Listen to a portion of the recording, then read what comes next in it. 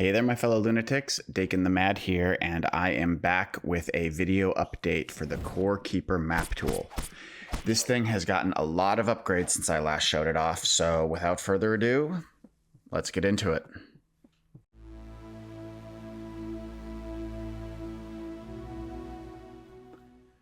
The first thing that everyone will notice is a brand new layout and interface, and personally, I think this design is very clean. You will notice that there's a light mode and a dark mode button here so that you can toggle your preferred visual preference. And on the right, there are written instructions with screenshots that show exactly what you need to do to upload your map. I recommend at the very least click this copy path button right away because it will save you some headache down the future. The first thing we're going to do here is we're going to click select file on the left-hand side of the screen next to load map. Now, by default, the window that pops up is not going to look like mine. It's going to show up and look something along the lines of this, or maybe something like this. It's not going to take you directly to where you need to go. That's why I recommended that you click that copy button over here on the right, because this will give you what you need to type in. So once you've clicked that copy, you can hold down Control and hit V. That's the keyboard command for paste, and that will copy in the text that you just copied.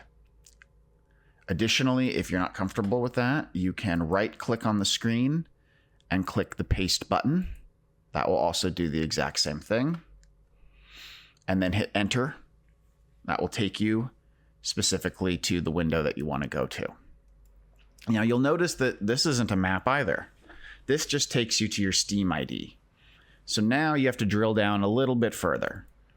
Go down into your Steam account, then go to Maps, then 0, and now here are all of your maps. But what if that copy-paste isn't working for you? Well, then you need to move your cursor up to the top area where you see all of this text that I have highlighted blue. You're going to want to click on that.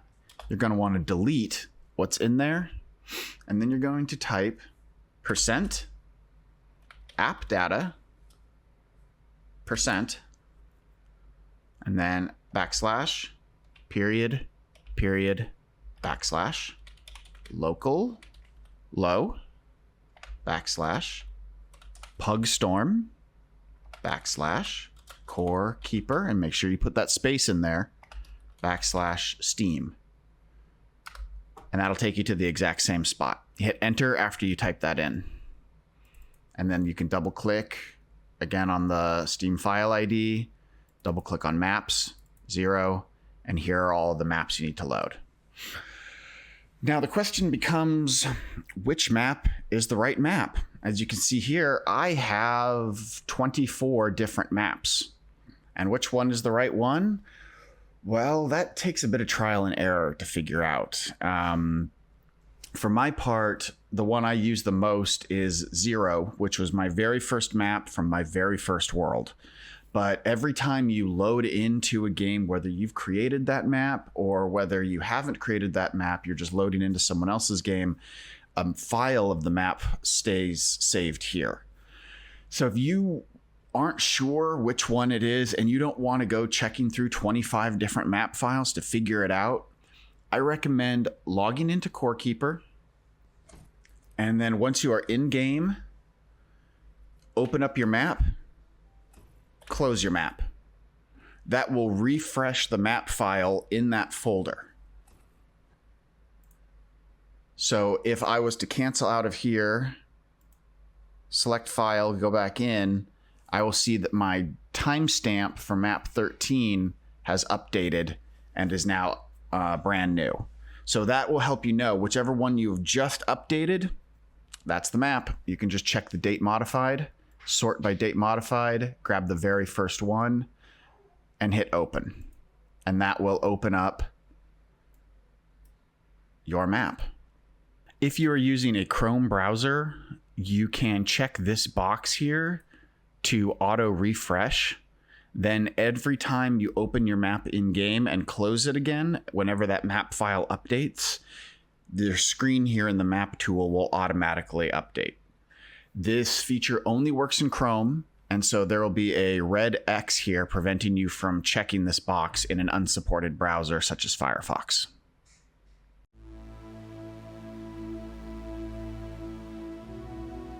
Once the map is loaded, you can use the tool for finding the approximate spawn location of all bosses on your map.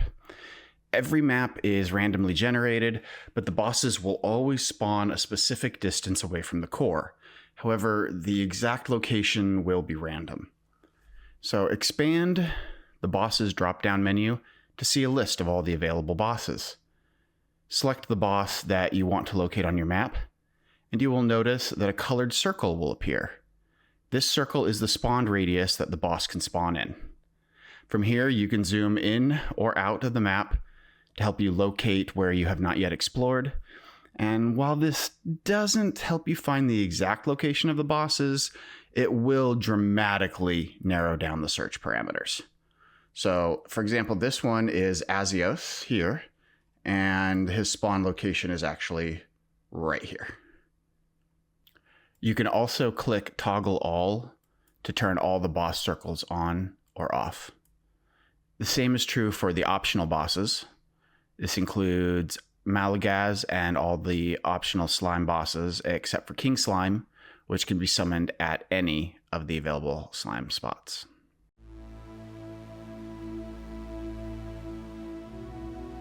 Bosses are not the only thing that spawn specific distances from the central core. There are multiple points of interest that are at fixed distances. These include the large mold dungeon. This dungeon is found in the Azios Wilderness and contains the Poison Sickle, a powerful weapon that you can get early in the game and use well into the late game. The 3 broken cores and the vault. These items are found in the large forlorn metropolises within the Sunken Sea. Each one is a different distance away from the core. The broken cores are all combined at the vault to craft the legendary bow, Phantom Spark. The Prince, Queen, and King dungeons. These dungeons can be found in the Desert of Awakening and are used to gather keys needed to open chests in the Titan Temple. They are identified by the gray maze walls that make up their structure. The Titan Temple contains a powerful, epic suit of armor and requires 3 keys found in each of the special desert dungeon mazes. Be sure to also go around to the back of the temple, as there is a secret treasure room for extra loot.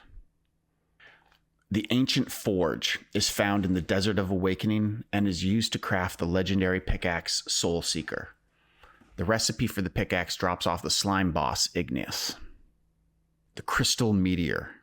This large meteor gives off radiation and hurts you for standing too close to it.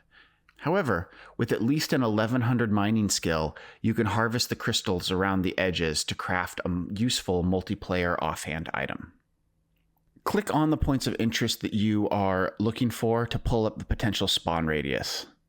Like the bosses, these spawn randomly along the fixed radius.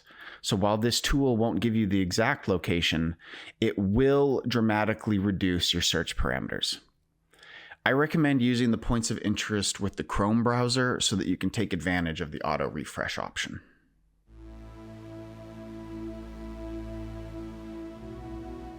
There are several optional settings that you can use to improve your visual map experience. The first is the ring transparency slide bar. This slide bar does literally what it says. It adjusts the transparency of the ring overlays on the map. So if you are finding it hard to see the rings, you can increase the transparency. If you want to see more below the ring, decrease the transparency. 100 is totally opaque, while 0 makes the ring invisible. The Crop Rings to Biome checkbox will edit the visible part of the ring solely to the biome that the object, location, or boss spawns in. For example, the Mold Dungeon only spawns in Azios' Wilderness. So by checking this box, the Mold Dungeon ring will only be visible on the part of your map that has Azios' Wilderness. At the time of this recording, that checkbox doesn't work. However, the current map developer is working on properly implementing this feature. So if you are watching this video in the future, so if you are watching this video in the future and the button works, congratulations. If the button is gone, well, then that means the developer couldn't get it working and gave up. Sorry. Finally, you have the ability to set a custom ring. And then as well, you can set the tile distance. So for example, if you want to see exactly how far away 1,000 tiles is from your core, you can create a custom ring 1,000 tiles out and know exactly where that is.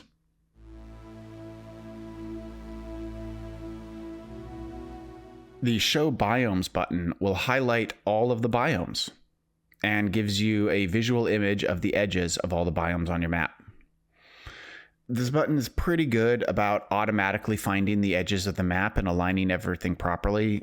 However, depending on how much you've explored, this could sometimes be a little bit off. If you need to fix this, just click manual rotation and then adjust as needed to get your biome linking up exactly right. You can also adjust the transparency to make it more or less visible. This feature has some limitations. If you haven't unlocked the biome, then the map will not identify its location. And if you haven't explored at all, then the map also will not identify the biome locations properly. The more of the map you have explored, the more accurate the Show Biome tool becomes.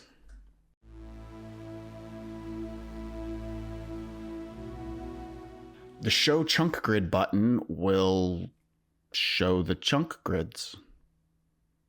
When Corekeeper loads up areas of the map, it loads it into chunks of the world based on the chunk grid. So as you move through a chunk, the game is also deciding what will be in the chunks around you and spawning them in so that it's all loaded when you get there. This is what determines where and how specific areas load on the map.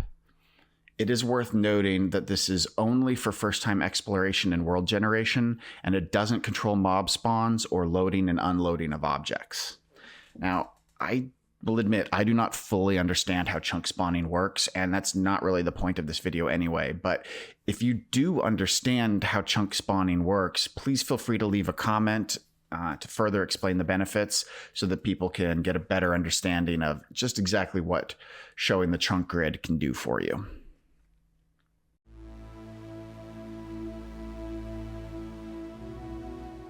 Show Mob Grid button showcases the spawn cells for mobs. So what does this mean? It means that within that 16 by 16 cell, if a mob is able to spawn, then at least one mob of each spawnable type may spawn whenever the game triggers a spawn event. Wow, I just said spawn a lot. This occurs about every 20 minutes, give or take a couple of minutes. So if you have placed multiple spawn moss within a cell, then when the spawn timer triggers, multiple enemies will likely spawn.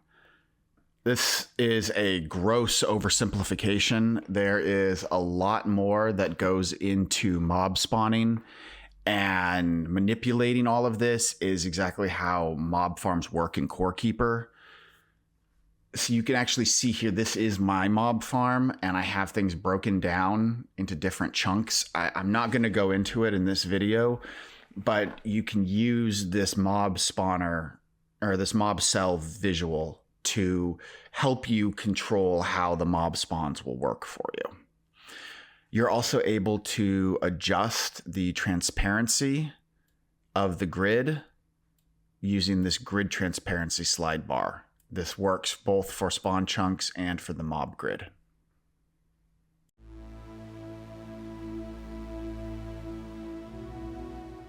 There are a couple important items in Corekeeper that can only be found in one of the various mazes located throughout the Stone Biome and Azios' Wilderness. Finding these mazes can be tiresome because they do not have a fixed radius from the core that they can spawn from. They load in when the world generates that specific spawn chunk. So when you enable this button, the map will highlight all available areas within the Stone Biome that a maze could still be hiding. The important one for this is the medium-sized maze, because that maze has an item needed for the legendary sword. If you are searching for mazes, turn this box on and then go to all of the highlighted spots. The blue one is the one for medium mazes. So that's the one that I would focus on, is finding all of the blue chunks that are within the stone biome and go find your medium maze.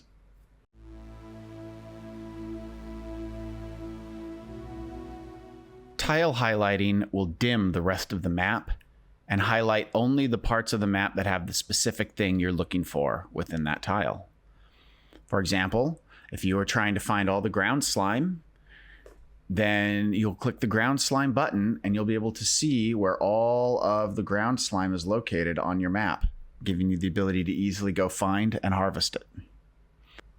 There are tons of things that tile highlighting can help you find, including everything in the spawn tiles, which includes slime tiles, moss tiles, chrysalis, liquids, which will show you waters of various kinds to help you find a specific type of water that you may or may not need. You can find boulders, so you can identify where all the gold boulders are. Can't find tin? Well, looks like I only have one or two. Look, there's not a lot of tin. Sometimes it's hard to find the boulders. But you can see, there it is. There's some tin. This does help you find it, even if it isn't always easy. There's all the iron that just popped up on my map. Ores will help you find any ore that is still within the walls. Here's all the copper that I just never harvested from the various walls as I moved through. Walls helps you find specific types of walls. Looking for all of your larva hive? Well, there it is. There are the hives on my map, so I can highlight all the hive walls. Works the same for ground tiles. There's all the clay ground, helping me if I need to harvest clay ground. I just go straight here and I can start harvesting it.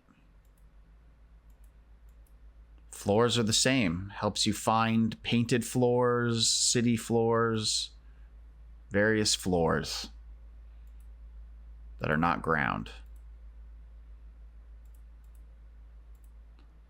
You've also got objects of various types and ungrouped items as well. This will be updating as the developers release more. So you'll notice, for example, that a lot of the desert stuff is not in here yet. Just check back and you will see this will all be added eventually. As the devs release more, there will be more and more stuff available within the tile highlighting.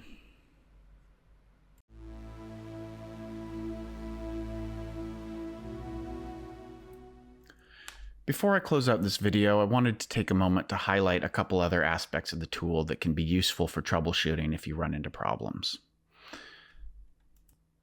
If you're unable to upload your map at all, I highly recommend just double checking the instructions here on the right and following them to the letter. And if they are still confusing you, just go back in this video to the uploading the map section, and hopefully what I describe will make it clear for you, and you'll be able to get your map to actually show up. I've also seen people run into a problem where the map screen was working at first, but then suddenly it becomes totally black. Sometimes this happens when the tool scrolls out so far and moves in a weird direction so much that you can't find it again. Usually moving around the screen will help you find it, zooming in a little bit, but whenever you zoom in, you could end up zooming in and out to just blackness and never be able to figure out exactly where your map is again. If you're having trouble finding your map and it's just black screen everywhere, I recommend just refreshing the page, select, and reload your map.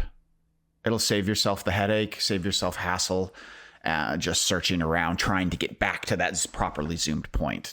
Just reload it. It'll be easier.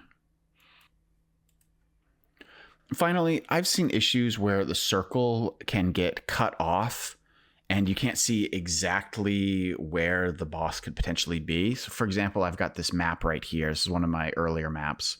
and I open up the Hive Mother. Oh, you can see only just the edges there because I haven't explored far enough to generate enough map that the circle can properly create. If you find yourself in a situation like this where your line is getting cut off and you can't see it properly, just explore out a little further in your map and then reload the page again.